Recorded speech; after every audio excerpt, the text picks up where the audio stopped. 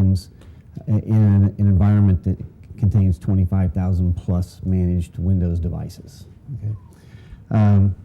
So everybody knows today the bad guys go after the end user, and securing the end user desktops in an environment my size is a big task. It requires a lot of resources to go out and do the patching, to do the vulnerability remediation, do those types of things. We've been looking for different ways to try to cut down on that, to reduce the amount of work we have to put into that.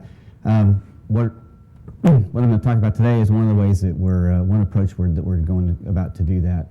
So before I get started doing that, just a couple of things. I mean, the internet's everywhere. Everybody's connected to it. It's getting bigger, and everybody connects to some sort of commercial piece of hardware, commercial piece of software. What the public doesn't know anything about vulnerabilities, don't care. InfoSec awareness, even in the industry, is not as high as it should be at this point. If you're outside of defense, healthcare, or financial. Unfortunately, IT has developed, unlike 30 years ago when I first started in this business, IT is driven by the consumer now. When I first started, IT was driven by large businesses, it was driven by the government, now it's driven by consumers. So basically we end up with products with, there's no penetration resistance to the product, there's no security engineering that goes into the product, and there's very little incentive on the part of the people building the stuff to make it secure. So we end up with a bunch of insecure products. You combine that with your undisciplined user, and basically we have products that are full of flaws. Flaws go back to own systems, and all the things that we've been doing for the last 10 years don't do much with respect to trying to protect us in terms of protect our systems. In November of last year, a guy named Ron Ross from the NIST proposed a new theory or a new security stratagem. He called it agile defense. It's not really that new. It consists of all the things that we've already done, we've been doing in terms of compartmentalizing or segregating your assets. In other words, taking your servers, putting them behind a firewall in the data center, controlling what protocols go in and out to those servers. Target allocation of security controls. Don't put firewalls where you don't need them. That sort of thing. Limiting privilege. That's a big one for us in terms of we've had an environment where pretty much every laptop user had admin privileges. We've now squeezed that off. They're not doing that anymore. Routine reconstruction to a known secure state is one thing that is fairly new with us. It's not something we thought about up until the desktop virtualization idea came along. So that's just one of the tools we have in our kit in terms of trying to protect from that sort of stuff. There's nothing new here in terms of what the favorite attack vectors are. Internally, we've tracked attacks going back as long as 4 years. Okay, we can go back and track phishing emails and bad websites and stuff back to the same set of players going as far back as 4 years. And we probably could go back further than that if we had the data. We just don't have the data. But again, this is what they do. So you've all seen this. It's basically bad guy sends an email, user clicks on email, machine gets whacked. Bad guy comes in, spreads around, and then data starts going out of the environment. Okay, so that's relatively benign. We've seen that a lot. There is a new one that we have been seeing here lately. We call it man in the mailbox. Basically, it takes advantage of a trusted relationship between an existing supplier we have and our buyers. So that relationship exists. So buyer needs something, he sends a note to the supplier, says, hey, I need a new component, I need a new widget. Supplier sends back a quote or whatever. Bad guy gets into supplier system because the suppliers aren't as diligent about what they're doing from a security perspective as we are. Okay, they don't have the staff, they don't have the budget that we have in order to try to protect our systems. The bad guys know this, so they attack the suppliers. They compromise the supplier system. Once he's in the supplier system, he basically becomes the supplier from a masquerading perspective, fishes around inside the supplier's mailbox and finds out, well, we've requested something from this particular supplier. He takes that thing that the supplier has sent us and adds a couple of extra things to it and sends it back. Now the buyer, who works with the supplier on and off all the time, doesn't suspect anything because it's just an updated quote. It's an updated revised spec, whatever it happens to be. And the next thing you know, we got the bad guy in our system. Okay. Targeting websites, again, nothing new here. We call them water holes because it's where people gather. Same attack vector, it's a different attack vector, but the end result is essentially the same, right? We get machines that are impacted and bad guys in the system. We did actually have a USB-based attack run against us at one point in time, about 3 years ago. You're all familiar with USB-based attacks. Essentially, it works if you had auto run running, which at the time we did have auto run running. So, we get bad USB drive. Literally, they seeded the parking lot. Okay, we had 10 drives that actually made it into the facility. 6 of them actually got plugged into machines. Yeah. Okay. So machine the USB drive comes in, gets into the machine. It's viral in nature, so a good USB drive goes in the machine. It gets now bad, and it just jumps from machine to machine to machine across air gaps into somebody's laptop that goes into their home system. And they plug in a new USB drive. It's now bad, but the end result is data goes out the door. Okay. Lately, we've seen a new one. It's similar to the man in the mailbox type thing, in the sense that the bad guy will somehow, in some way, shape, or form, either through man in the mailbox or some other mechanism, will actually get in and own one of our machines. When he does that, he installs a piece of software that we refer to as a controller. All right. Once the controller is installed, an individual will come along and plug in another USB drive. Well, that USB drive gets a collector installed on it.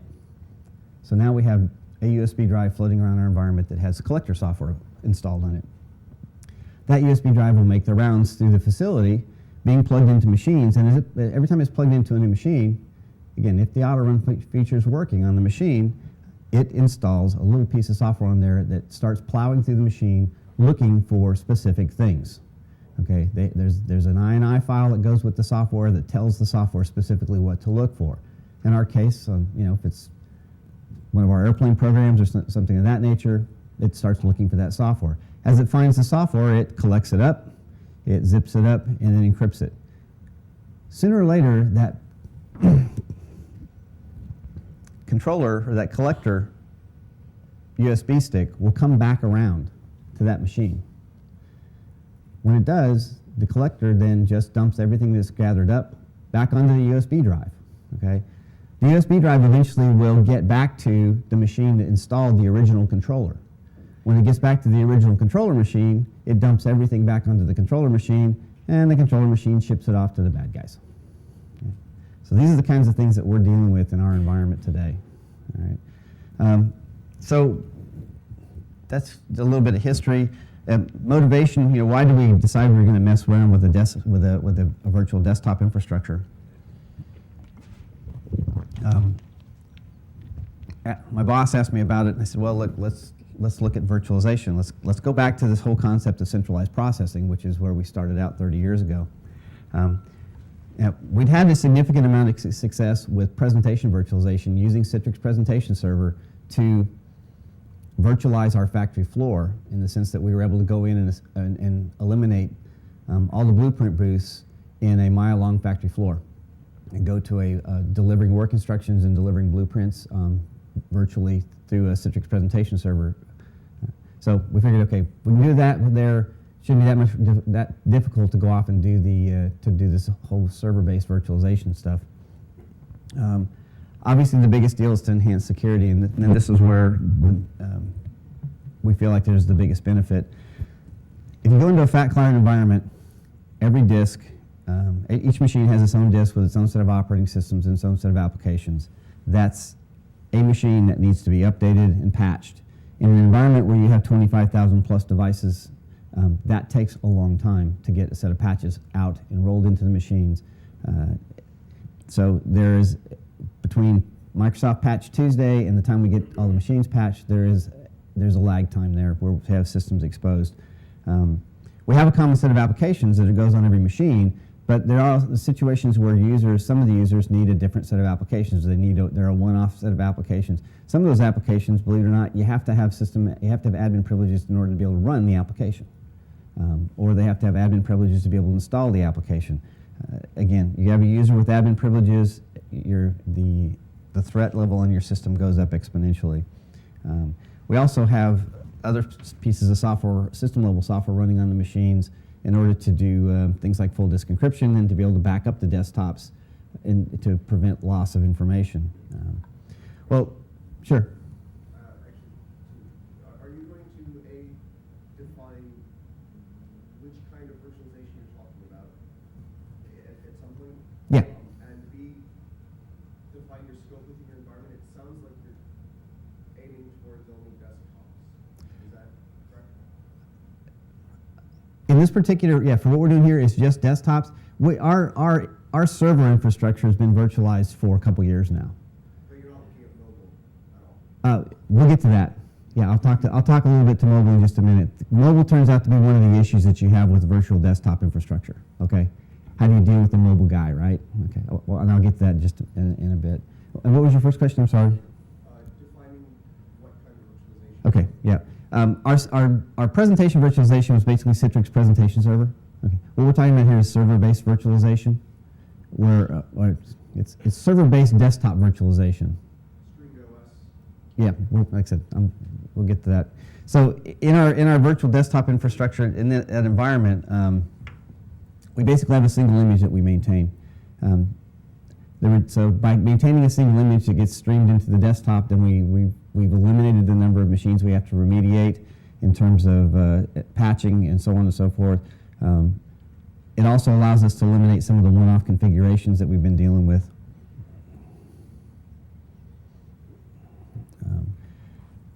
What leaves us with one image to patch. The OS patches go into a single instance, and then that instance actually gets streamed out to each of the virtual machines every time they reboot.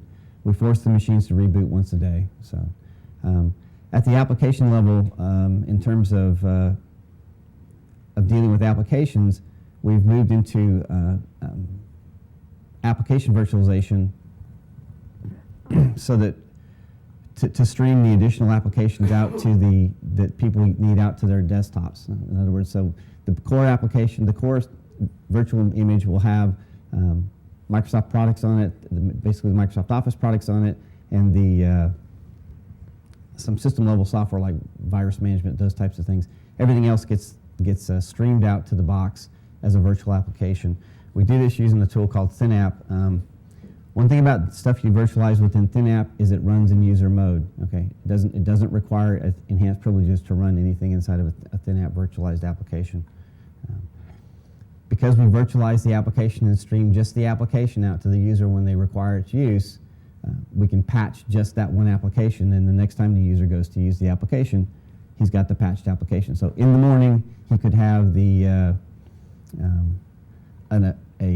vulnerable version of Adobe. We get the patch, we patch it, he fires up Adobe again in the afternoon, and he's got a patched version. Reduce costs.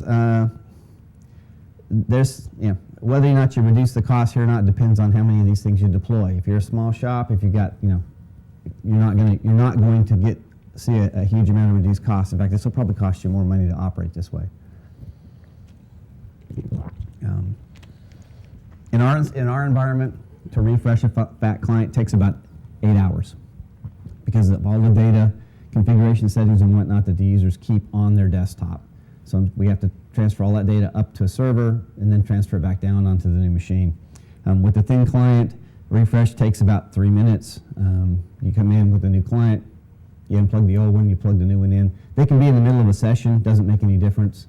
You can unplug the box, hook up the new box, they go right back into the existing session. Generally,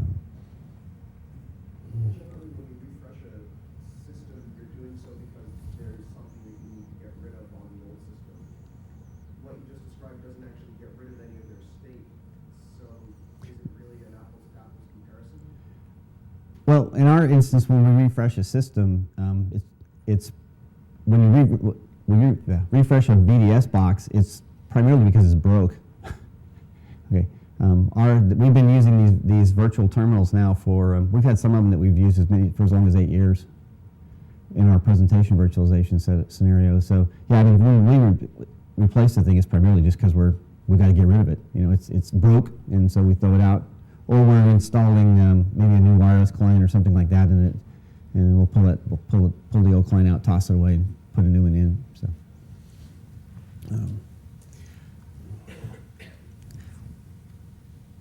We also tend to see a more consistent performance and reliability since the machines are all diskless and with the gold image streamed to them. They always start up in an optimal state, so you eliminate all your registry clutter and file clutter that essentially would have a tendency to slow a system down over time. You also eliminate any the degradation is associated with the DLL dependencies because you're not loading any new DLLs. Okay, when you run the virtualized apps, the DLLs associated with the virtualized apps stay within the virtualization sandbox. They don't go into the operating system.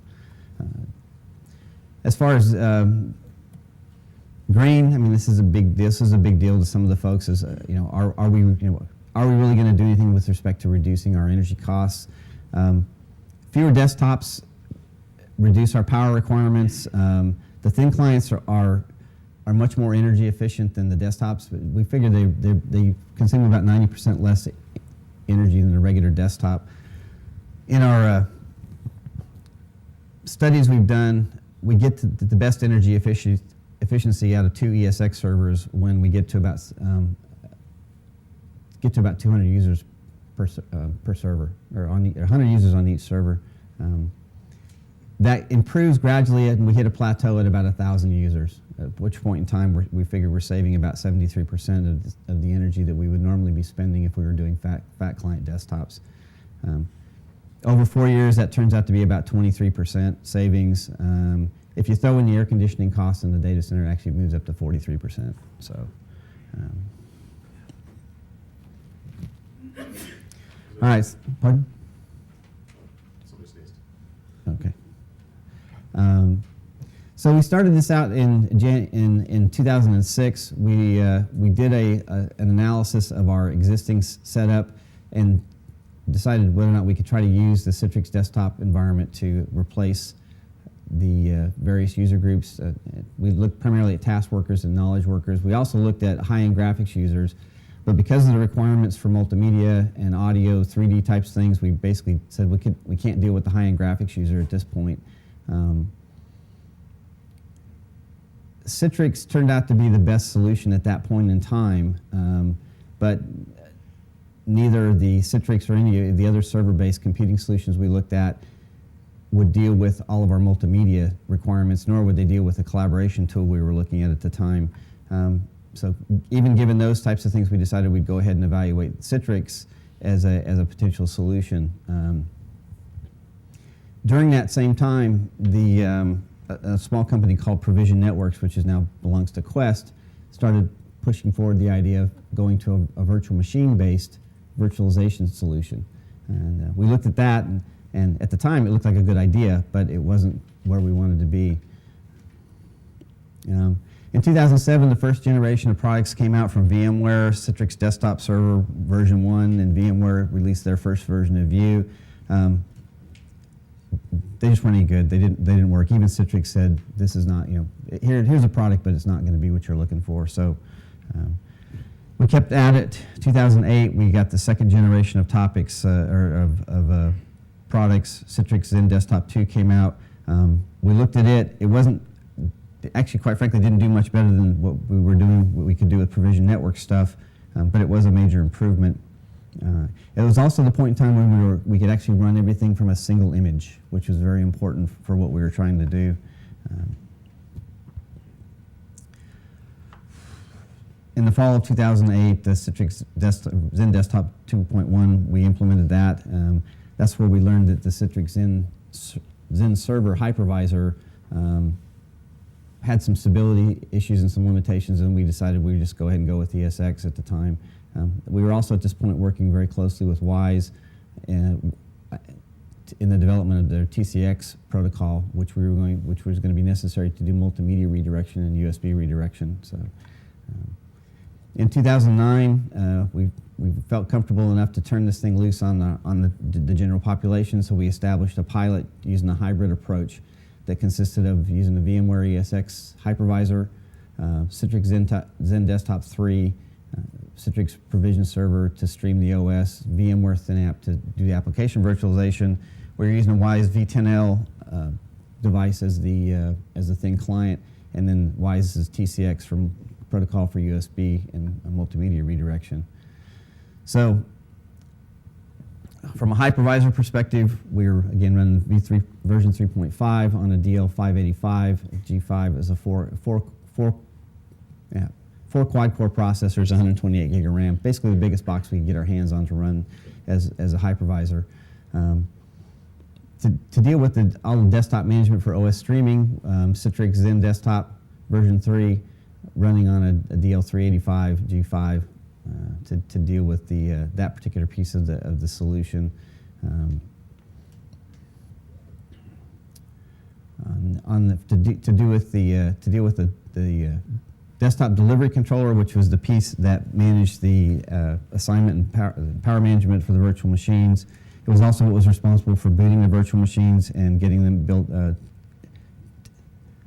shutting them down when the users logged out. At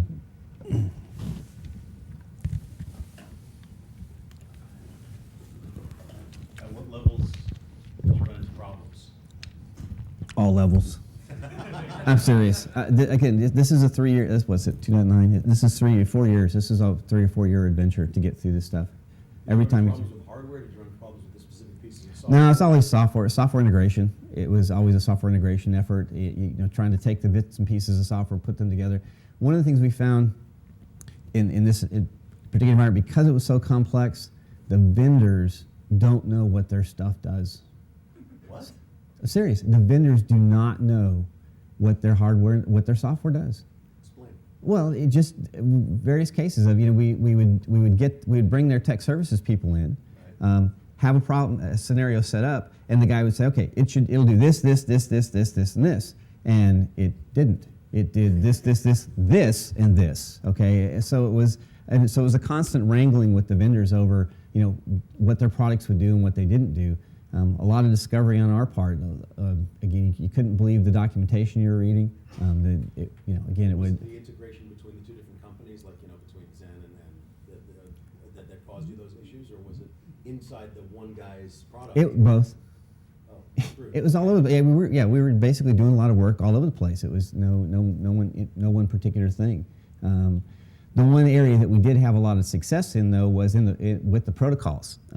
ICA is fairly well established. It's been out there for a long time, good for doing KVM kinds of things, except streaming video.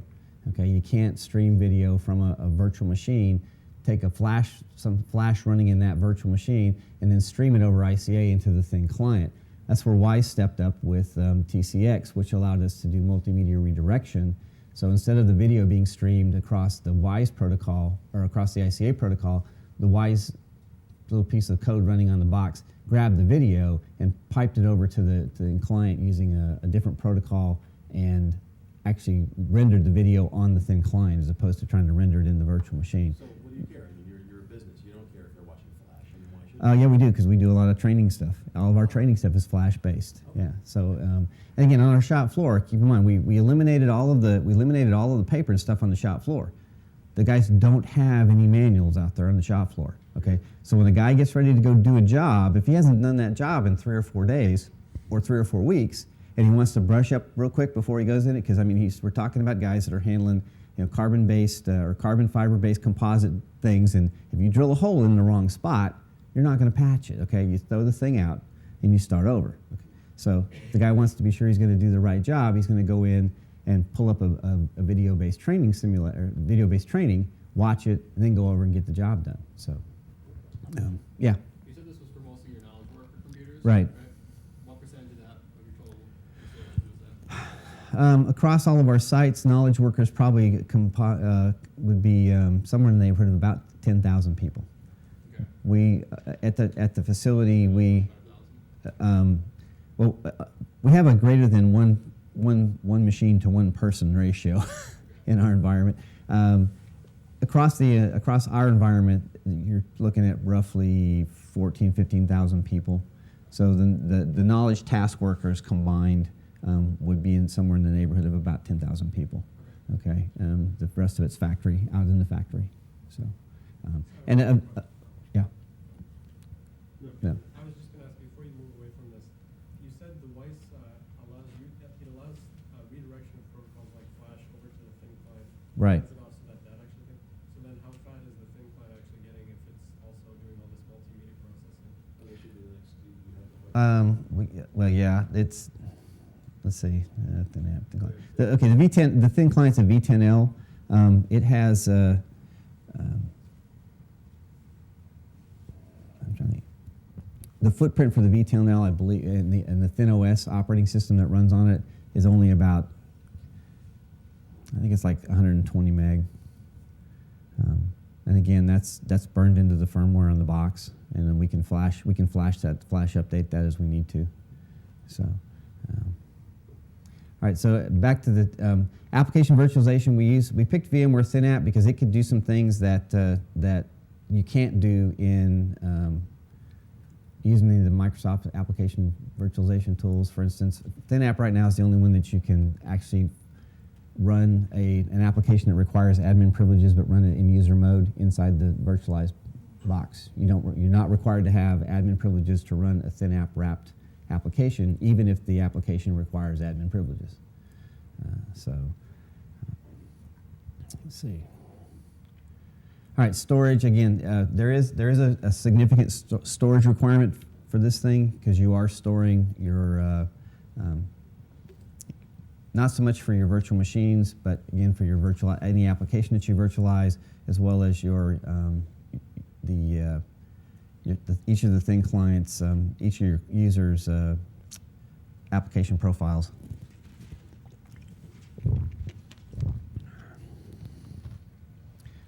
So this is kind of an eye chart. It's probably a cruel thing to do, especially after last night.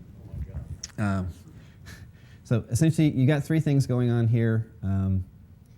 Over in the green box, essentially, it goes through the process whereby the client comes in, boots up the WISE, the user comes in, boots up the WISE terminal. It comes up to a login prompt for the terminal itself. User logs in with their AD credentials. They're validated. Let's see if I can go up here. Where's my cursor? It's not going up there. They would be validated against the Active Directory. Once they're validated against the Active Directory, then they connect to the Citrix Desktop Delivery Controller, which then connects up to validates all the licensing on any of the applications that they're authorized to use.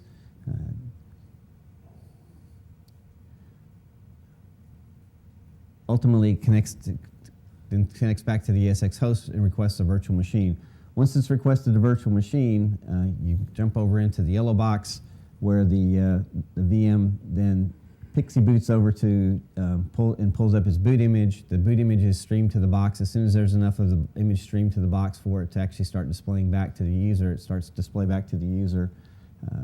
At that point in time, you jump down to the white box where the profile manager steps in and delivers all of the user-specific profile pieces. So you have 30 seconds.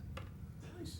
Yeah, it's just it's faster than the laptop boots. And of course, now saying that for our company laptops is not saying anything because it takes 8 to 10 minutes for one of our company laptops to boot because of all the crap that's on it. But this will boot. Yeah, this boots up in about. How much optimization did you have to do to get it to that point? A lot. Yeah, there was a lot of tuning of the servers, a lot of tuning of the software parameters. But again, it's pretty consistent. You can consistently, punch the button on the box, boot, reboot, and. How, considering that you've put a lot of work into building this pretty cool infrastructure, but if you hadn't, you would have the standard local machines and people ripping their hair out in frustration. Right. Do you think that the trade-off of manpower and womanpower, forgive me, is better better the way you've done it, or worse, or do you know what I'm saying? Yeah. This infrastructure, again, the pilot was we piloted 60 people. We actually were forced into putting it into production mode as a result of a contract win where they came in and told us we had 60 days to facilitate two remote sites, and it was 60 days starting 3 weeks ago. Okay, so we were stuck with having to bring up a couple of sites. We actually were able to bring them up in this infrastructure and meet our contract deadline and not lose money as a result of that. But I'll get to you in just a minute. Okay. But your original question about, is this better or worse? From a security operations perspective, with respect to what the security ops guys have to do in terms of vulnerability remediation, they love this whole concept, because every spinning disk that I take out of the environment is one less disk they have to go mess with in the event there is a problem. Okay, so yeah. Well, hang on, let me get this cover here. I was just wondering how you've changed how you do backups, because it seems like you now have a huge single point of failure as far as The infrastructure is all redundant. Okay, so basically we have multiple in the pilot infrastructure. That's one of the things we checked in the pilot infrastructure is redundancy. How do we make this thing redundant? Because yes, you're right.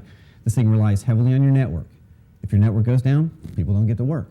Okay, it relies heavily on your data center. Right, you lose your data center, smoking hole disaster. People are not going to work. So yeah, we basically built a lot of redundancy in this. So essentially, this entire infrastructure is actually spread between two data centers that were 3 miles apart. Okay, so even though we use the NetApp storage, so we were using the NetApp replication tools to be able to basically snap images across and put them in the other data center. We actually failed it over, so we failed from one data center to the other just to make sure that we could actually do it. With respect to backups, the user's data is still out on their home directories that we provide them. Okay, the only additional thing we had to worry about backing up was the profile information. It's stored in a separate set of storage, and so their normal data is backed up using the typical tape backup, snapshot, that sort of stuff. Their profile information, which was on a different storage array, was then stored over and replicated over to an offsite storage area. Yeah. How has this new setup impacted your incident response metrics? Well, since it's such a small window right now, it's of just 60 people essentially in the pilot, I don't know that it has at this point. Again, the idea behind what we've been doing is we haven't noticed any of the thin clients have not showed up anywhere in any of the incident reports, and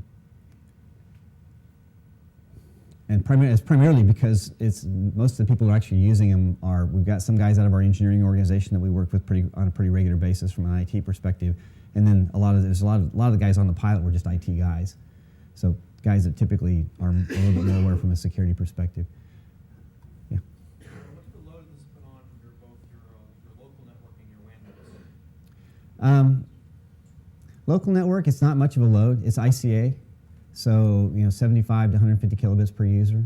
And then when you throw the TCX stuff in there, it jumps up a little bit, but not much. Not enough to notice. Not enough that we decided we need to put this behind any kind of a QoS type solution. So, and then from the WAN perspective, I actually used this system while I was here. Okay, I've got a this thin client laptop, 1 gig of flash drive, 1 gig of RAM in it, wireless and all that jazz, and I can actually log into our wireless infrastructure, or into this infrastructure with this box from pretty much anywhere I can get a wireless signal, and then work in that environment. It depends, on a wireless connection, a choppy network, you'll notice it. It's not, remotely, it's not as the response is not as quick as doing. Being on the campus where all the hardware is at, but it's usable. It's very usable. So. Okay. I'm sorry, you said that your ICA bandwidth was 75. What was it? 75 to 100 or so kilobits per second. Mm-hmm. What is your resolutions and screens?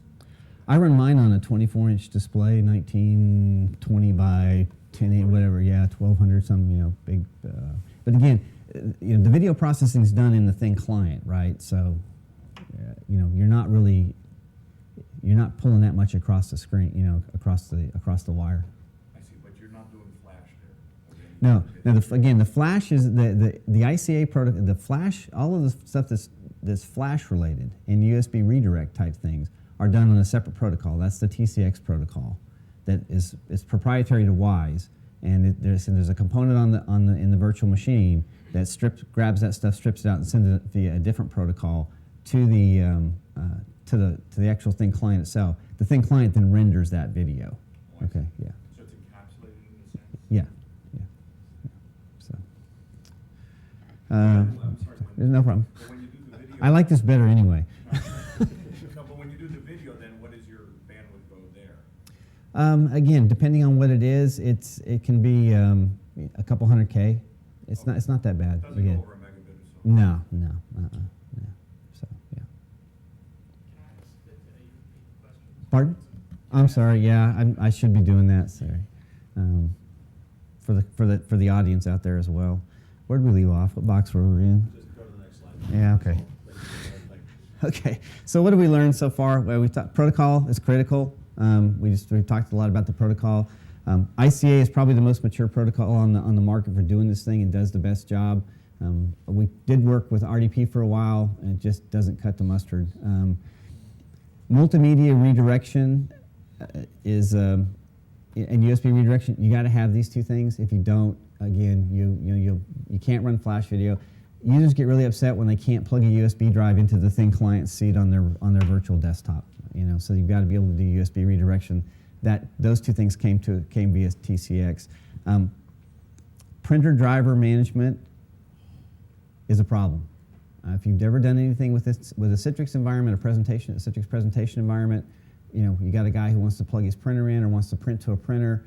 There is no universal print driver, and so that's one of the things we've learned is that printer drivers, dealing with printer drivers is going to be a problem, as well as offloading, offloading the video processing. So. It's a paperless office, no printers. Yeah, unfortunately, you can't claim a paperless office. That doesn't work. Yeah. Can you touch on that real quick? How does the hardware doing all this virtualization attach to local utilities like a printer? And the printer's got to be in his office. That's the USB redirection. That's the TCX protocol. So yeah, I can take again this box here, be wired up or be hooked up through our portal that we go through in order to get into the environment. Plug a USB drive in here, and it shows up on my desktop in my in virtual. Not necessarily connected to the computer; it's connected to the local network, right? That depends. If it's a local network printer, then the virtual machines can see all the network printers. So you would see maybe many printers. Right. Yeah, he'll see every printer that's attached to whatever print servers you have out there. Now, it's the local printer that's the issue. And in our environment, management staff is required to have a local printer in their office to do printing of personnel type stuff. They're not allowed to print that on the network printer and then run out and try to grab it before the next guy gets it, right? So we have to solve that printer problem in order to be able for this environment to work. Running separate images is cost prohibitive. We run a single image. If you get into, now you could probably run 2 or 3 different images, or you could run 2 or 3 different operating system images if you chose to, but you can't run a separate image for every individual you have in the company. I mean, you might as well go back to a regular fat client, right? There's no point in doing that. So you have to get down to a single image. If you're going to use a single image, you have to do application virtualization, because not every user has to have every application. Licensing would kill you if you put every application into that image and then stream that image out. Plus that the image starts getting rather big and it takes longer for the client to boot up. So there are application virtualization integration issues. You have to think about what it is you're going to do when you do the application virtualization. If the application has a lot of hooks into other applications, you have to virtualize the package. You cannot just take the single individual application. One example is I use a tool called OneNote. I had them virtualize OneNote separate from my regular desktop, and OneNote runs fine, but it doesn't know anything about the fact that Microsoft Office is there, and so I can't use any of the integration between the two. Okay. Somebody asked about the hypervisor or the mobile user. You can't support a mobile user in this environment. Okay, so when I get on, if this is the only machine that I have, when I get on the airplane, I can't do anything with this machine until I get to where I can get to a network and get back into the environment. All right, there's no way to support a mobile user at this point in time.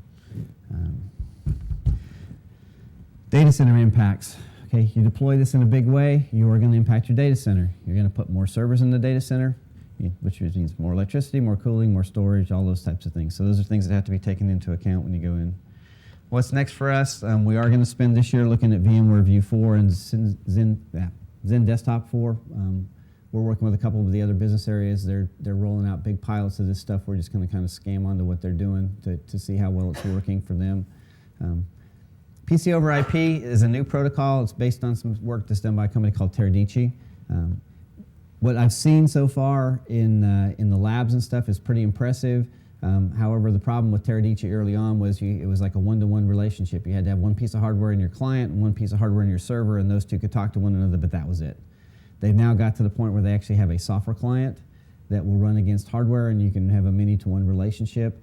We'll spend some time looking at that. If it works, then it eliminates the need to do the USB redirect and the video offloading, multimedia redirection goes away because they handle all that inside their protocol. Type 1 hypervisors for mobile users. This is how we're going to deal with the mobile user, or attempt to deal with the mobile user. There are a couple of Type 1 hypervisors currently available today on the market. We've spent some time looking at them, but they're, I don't know, I'd call them pre-alpha. You can't manage them. There's some real issues with them, so we will spend some time looking at that. We have to solve the mobile issue user. We are taking our application virtualization production, our application virtualization that we did last year. We are moving it into production. We're comfortable enough with it today that we can move it into a production environment. We have a 16-bit application that runs the shop floor in one of our other locations in California. We can't get rid of it for 2 more years. Typically, 16-bit applications don't like to play inside Vista.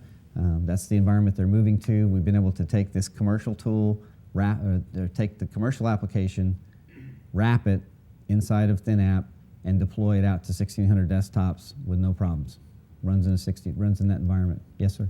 From the time that you get a request to put a new application online, to the time that it's actually delivered, something like Google Earth, let's say you get a request from Google Earth, it's approved.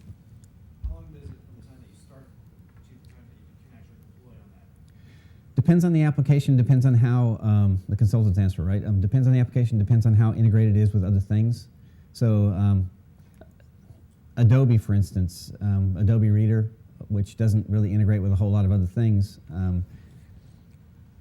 We can take a brand new version of Adobe from the point in time we get it to the point in time we can start rolling it out. It's about 4 hours. Okay, and that just depends on how busy the guys in the image lab are. Okay, and we've had to do that on numerous occasions, obviously, with all of the patches that have been released for Adobe. It was an interesting thing that I meant to mention earlier with Adobe, and I took a patched version of Adobe and gave it to the forensics guys and said, I want you to run every piece of malware that you have, a PDF-based malware that would whack an Adobe user. Are they done yet? Yeah, they finished with everything we had, okay? But basically, we ran all this stuff in inside of a virtualized Adobe application. The net effect is that every time you ran a piece of malware that was bad, it did blow up the virtualized application, but none of it leaked into the operating system. So there were no hooks set in the operating system, none of that stuff. So it is at least with Adobe, it's a good way to know that you've got a piece of malware because Adobe blows up, but you also have protected the operating system and the machine itself. None of the badness leaches out into the machine. So, yeah. Okay. And finally, we also are going to spend some time looking at remote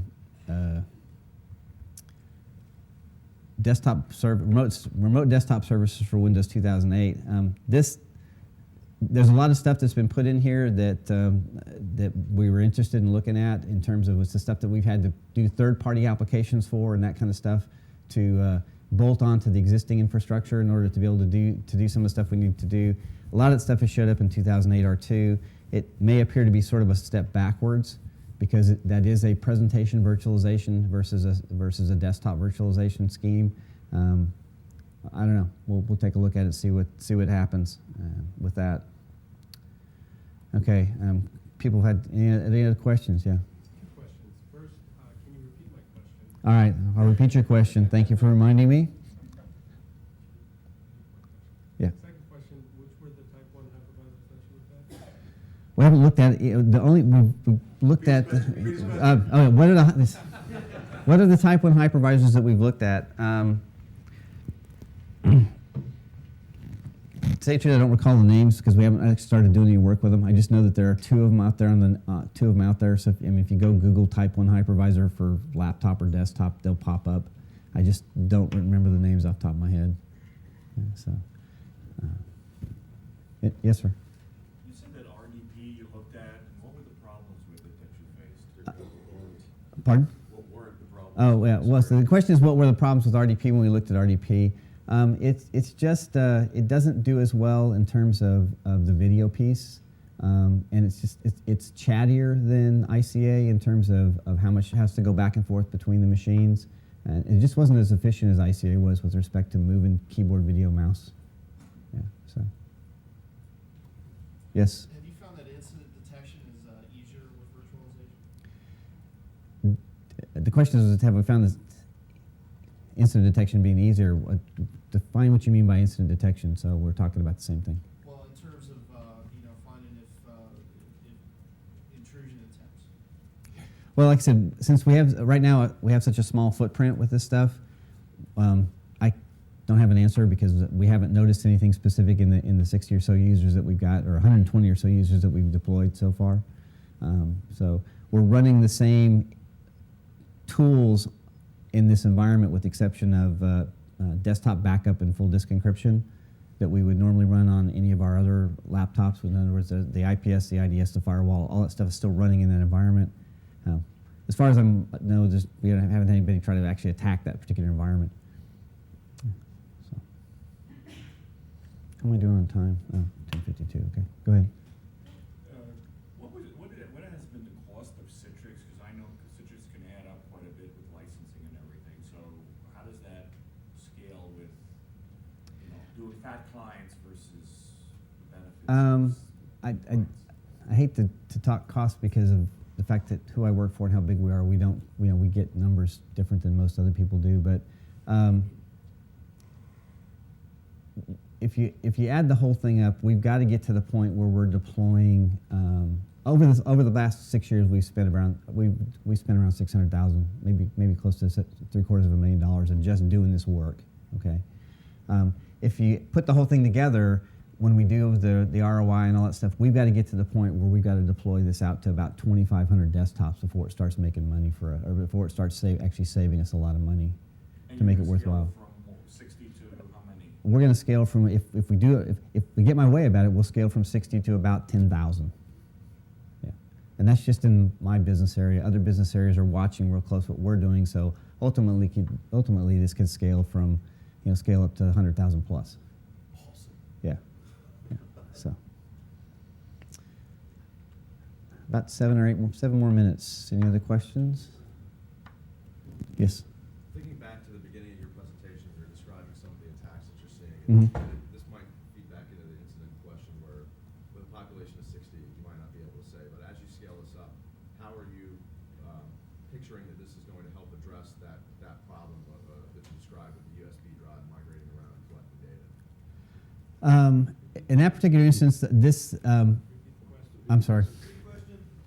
I was waiting for one of those. I haven't got one all day. Anyway, now I got to remember the question. The question was how do we anticipate this is going to impact our the number of incidents we see, or incident response type thing if we deploy this with respect to the USB things.